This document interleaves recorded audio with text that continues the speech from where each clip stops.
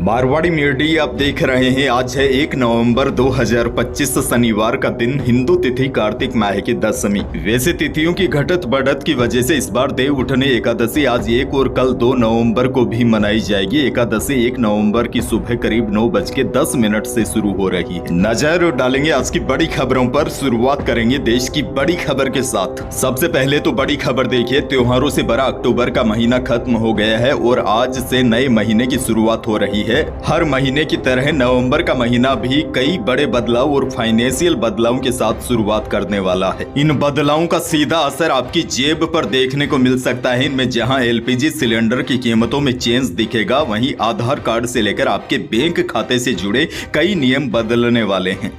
सबसे बड़ा बदलाव बैंकिंग सिस्टम से जुड़ा है। 1 नवंबर 2025 से यह नियम लागू होगा। इसके तहत अब बैंक ग्राहक अपने खाते, लॉकर और सेफ कस्टडी के लिए एक नहीं बल्कि 4 नॉमिनी बना सकेंगे। अब ग्राहक तय कर सकते हैं कि किस नॉमिनी को कितना हिस्सा देना है। वित्त मंत्रालय के मुताबिक नए प्रावधानों के तहत अकाउंट होल्डर में 4 नॉमिनी एक साथ या क्रमबद्ध तरीके से चुने जा सकेंगे। मतलब खाता धारक तय कर सकेंगे कि सभी नॉमिनी को एक साथ हिस्सा मिले या फिर अलग अलग। कार्मिक नॉमिनी ऑप्शंस चुनने पर पहले नॉमिनी की मृत्यु हो जाने पर दूसरा नॉमिनी, फिर तीसरा और फिर चौथा नॉमिनी क्लेम कर सकेगा। यानी कि पहले बैंक खाते में केवल एक नॉमिनी ही जोड़ा जा सकता था, अब 4 नॉमिनी जोड़े जा सकते हैं।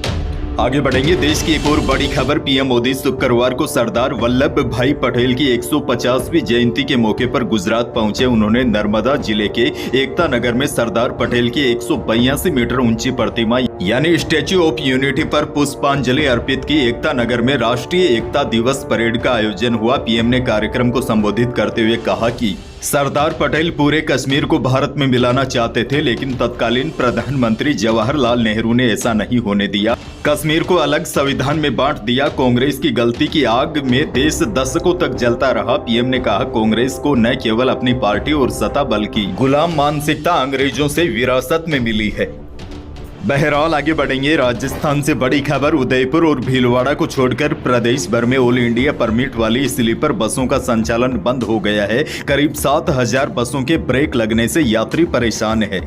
जोधपुर, कोटा सहित अन्य जिलों में स्लीपर बसें खड़ी हो गई। ट्रेवल्स एजेंसियों ने बसों की ऑनलाइन बुकिंग भी बंद कर दी है, जिसकी वजह से यात्रियों को भारी परेशानी का सामना करना पड़ रहा है। लोग ट्रेन का इस्तेमाल कर रहे हैं, जिससे रेलवे स्टेशनों पर भी भीड़ बढ़ गई है। दरअसल पिछले दिनों स्लीपर बसों में हादसे के बाद परिवहन विभाग की ओर से लगातार कार्रवाई की जा रही है। नियमों का उल्लंघन मिलने पर कई बसों के चालान काटे जा रहे हैं। कई बसों को सीज भी कर दिया गया है। इसी बात से नाराज होकर ऑल इंडिया परमिट वाली स्लीपर बसों का संचालन बंद कर दिया गया है। अच्छा, बड़ी खबर आपको ये भी दे दूं, जोधपुर में भी हड़ताल का मिला जुला असर नजर आया। एक तरफ ट्रेवल एसोसिएशन ने कहा था कि यहां पर बसें नहीं चलाई जा रही है, दूसरी तरफ जोधपुर से जैसलमेर रूट पर चलने वाली स्लीपर बसें अधिकतर चलती हुई नजर आई।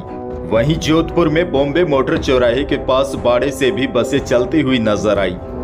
खैर आगे बढ़ेंगे। एक और बड़ी खबर, राजस्थान में नेशनल इन्वेस्टिगेशन एजेंसी के इनपुट पर एंटी टेररिस्ट स्क्वाड की टीमों ने शुक्रवार सुबह कई जिलों में छापेमारी की। इस कार्रवाई में 4 जिलों में 5 संदिग्ध आतंकवादियों को पकड़ा गया है। इनमें 3 आरोपी मौलवी बताए जा रहे हैं। 2 मौलवी सगे भाई है। इन्हें अलग अलग मदरसों से पकड़ा गया है। सूत्रों के अनुसार आरोपियों के इंटरनेशनल टेरर संगठन के फंडिंग नेटवर्क से जुड़े होने की भी आशंका है। एटीएस आईजी विकास कुमार ने बताया, एटीएस की टीमों ने अलग अलग जगहों से 5 लोगों को राउंड अप किया है। एटीएस ने जोधपुर के चोखा स्थित अरेबिया मदरसा के एक मौलवी अयूब को कस्टडी में लिया है। वहीं जोधपुर के पीपाड़ में एक मदरसे के मौलवी मसूद को पकड़ा है। वहीं सांचौर के मदरसे से मौलवी उस्मान को भी टीमों ने गिरफ्तार किया है। आगे बढ़ेंगे। एक और बड़ी खबर, राजस्थान में सड़क, पुलिया, डैम, एनीकट और आंगनबाड़ी भवनों की मरम्मत होगी। मुख्यमंत्री भजनलाल शर्मा ने 1012 करोड़ रुपए मंजूर किए हैं। मुख्यमंत्री ने मानसून के समय बाढ़ और अतिवृष्टि से प्रभावित सरकारी परिसंपत्तियों की मरम्मत के लिए 1012 करोड़ 92 लाख रुपए की स्वीकृति दी है। कोटा से बड़ी खबर। बेमौसम बारिश ने कोटा संभाग में लगभग 1.60 लाख हेक्टेयर में धान की फसलों को बर्बाद कर दिया है। पहले संभाग में 10,31,400 मैट्रिक टन उत्पादन का अनुमान था, लेकिन अब ये घटकर 6 से 7 लाख मैट्रिक टन ही रह गया है। अकेले कोटा जिले में 70,000 हेक्टेयर में फसलें बर्बाद हो गई है। उदयपुर में भी बेमौसम बारिश से कई किसानों की फसलें नष्ट हो गई है। किसानों का कहना है कि सरकार हमारी सहायता नहीं करती है तो हमारे सामने बड़ी मुश्किलें खड़ी हो जाएगी। अब तो परिवार पालना भी मुश्किल हो रहा है। ऐसे में सरकार को किसानों की जल्द ही सुध लेनी चाहिए। एक और बड़ी और काम की खबर। शिक्षा मंत्री मदन दिलावर ने हाल ही में घोषणा की है कि प्रदेश में चाहे प्राइवेट स्कूल हो या सरकारी स्कूल, सभी की यूनिफॉर्म एक जैसी होगी। हालांकि इस फैसले को लेकर निजी स्कूल संचालकों और विपक्ष की तरफ से कई सवाल उठाए जा रहे हैं। निजी स्कूल इस फैसले से सबसे ज्यादा नाराज दिखाई दे रहे हैं। हालांकि शिक्षा मंत्री ने कहा है कि इस फैसले से किसी को परेशान होने की आवश्यकता नहीं है, क्योंकि अलग अलग ड्रेस होने से बच्चों में हीन भावनाएं उत्पन्न होती है। अच्छा, आपको बता दूं, मीडिया रिपोर्ट्स की माने तो अब आने वाले समय में प्रदेश के सभी स्कूलों में लड़कों के लिए हल्की पीली शर्ट और कत्थई रंग की पैंट हो सकती है, और लड़कियों के लिए हल्की पीली शर्ट और कत्थई स्कर्ट या फिर हल्का पीला कुर्ता और कत्थई सलवार। यह जो आप स्क्रीन पर देख पा रहे हैं, इससे मिली जुली स्कूल की यूनिफॉर्म हो सकती है। आगे बढ़ेंगे। जैसलमेर से बड़ी खबर। जैसलमेर के एक रिसोर्ट की टेंट सिटी में आग लग गई। हादसे के दौरान टूरिस्ट म्यूजिक प्रोग्राम देख रहे थे, इस कारण टेंट में कोई नहीं था। आग फैली तो 50 मीटर दूर हो रहे कार्यक्रम में अफरा तफरी मच गई। हादसा गुरुवार रात करीब 9 बजे समसैंड ड्यून्स के जैन रिसोर्ट में हुआ। मिनटों में ही सिटी के 5 लग्जरी टेंट पूरी तरह जलकर राख हो गए।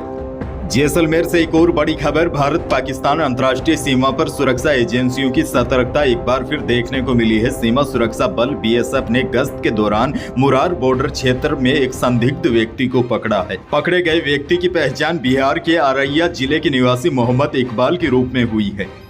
एक और बड़ी खबर। राजस्थान में नवजात बच्चों को छोड़ने की घटनाएं लगातार बढ़ रही है। शुक्रवार को भीलवाड़ा में सड़क के पास कंटीली झाड़ियों में परिजन कुछ घंटे पहले जन्मे नवजात को फेंककर चले गए। वहां से गुजर रहे ग्रामीणों ने बच्चे की रोने की आवाज सुनकर लोग पास में आए तो सड़क और बगीचे के बीच बनी खाई में कंटीली झाड़ियों में एक कपड़े से लिपटा नवजात रो रहा था। ग्रामीणों ने बच्चे को गोद में उठाया और अपने गाँव भोजपुरा ले गए। पुलिस और एम्बुलेंस को भी सूचना दी गई। फिलहाल शिशु का जिला हॉस्पिटल में इलाज जारी है।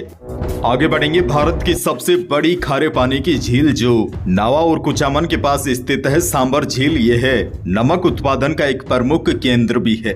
बड़ी खबर यह है, सांबर झील में 6 साल बाद फिर प्रवासी पक्षियों की मौत होने लगी है। झील के आसपास बड़ी संख्या में मृत पक्षी पाए गए हैं। संक्रमित पक्षी भी तड़पते नजर आ रहे हैं। उनकी हालत ऐसी है कि वह उड़ तक नहीं पा रहे हैं। अब स्थिति को देखते हुए पशुपालन विभाग रिफाइनरी मैनेजमेंट ने बैठक बुलाई है ताकि स्थिति को जल्द ही काबू किया जा सके।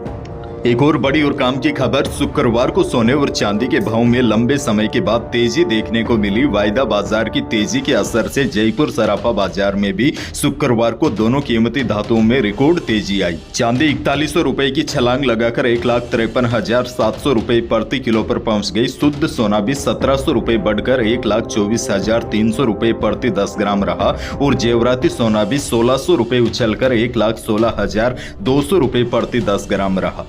मौसम को लेकर भी बड़ी खबर आपको दे दूं। चक्रवात के प्रभाव से कल भी उदयपुर में बूंदाबांदी हुई। जयपुर सहित कई जिलों में सुबह बादल के साथ धुंध भी छाई रही, जिससे विजुअलिटी काफी कम हो गई। कई जिलों में तो जबरदस्त धुंध का असर दिखाई दिया।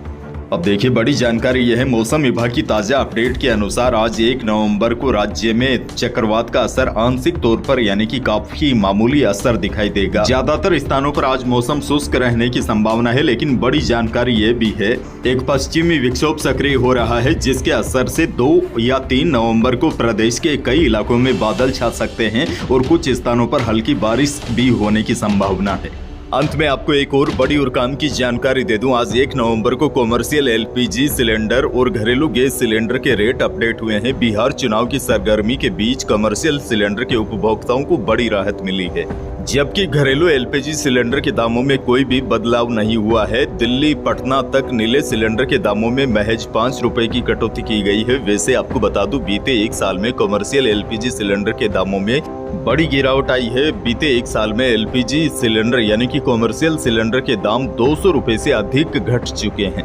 तो बड़ी जानकारी आपके लिए ये है, आज नए महीने की शुरुआत से कॉमर्शियल यानी कि 19 किलो वाले गैस सिलेंडर के दाम महज 5 रुपए की कटौती की गई है। हालांकि घरेलू गैस सिलेंडर जो हम रसोई में यूज करते हैं उसके भाव यथावत रखे गए हैं। तो यही थी प्रदेश और देश की आज की कुछ बड़ी और महत्वपूर्ण खबरें। वीडियो को लाइक करना बिल्कुल न भूलिए और चैनल पर नए हैं तो सब्सक्राइब भी कर लीजिए ताकि आप अपडेट रहे बड़ी और काम की खबरों से। धन्यवाद, आपका दिन शुभ रहे।